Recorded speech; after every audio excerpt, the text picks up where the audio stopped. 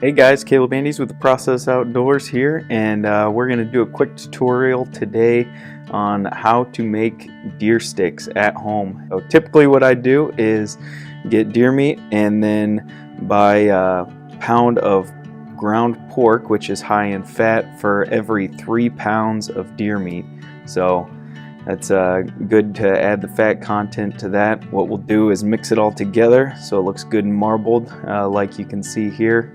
Ended up getting High Mountains home sausage making kit. Now the plus here is it gives you all the proportions for different poundage of meat with seasoning, and it also comes with cure. So want to mix it together in water, stir it up real good, get that cure in there, and then what we'll actually end up doing is we'll take it and we'll pour it onto the meat that we had mixed together with the pork.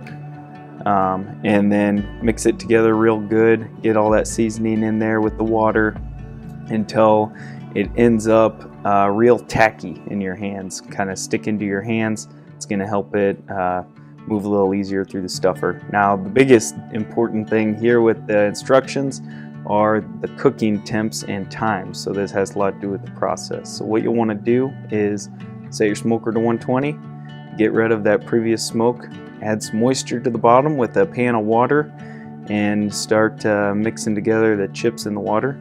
And once that's getting prepared, it's time to start stuffing. So typically end up buying my collagen casings off Amazon, and they're pretty sturdy actually. And this is the fun part for the kids. So we fill our sausage stuffer and start having at it. Kids love measuring out the sticks, and Dad does all the hard work. So definitely a lot of fun. One thing you want to keep in mind when you're stuffing the casings is make sure that you're getting the meat in there nice and tight, almost to the point of it breaking. That's going to ensure that when you do end up smoking them and cooking them, that the casings don't end up loose and wrinkly on that sausage stick. So it's definitely important, and we have had a few blowouts with casings, but after a while you kind of get used to it, and it's a little bit easier to manage that. So get them all collected, end up putting them in the smoker for 1 hour at 120 degrees, and once that is complete, we end up bumping the temperature up to 140 degrees and put them in there for another hour. And that's when we're going to add our our moist wood chips and let the smoke roll. So after that hour, open them up, take a quick look at them, and we will end up raising it to 160 degrees for 30 minutes.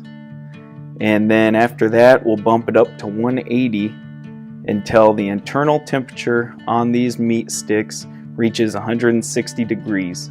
Typically at 180, that takes about a half hour or so. After that, get the ice bath ready for them. Now this is another important part of the process to not miss out on, and that is putting the sticks directly from the smoker once they reach that 160 into this ice bath.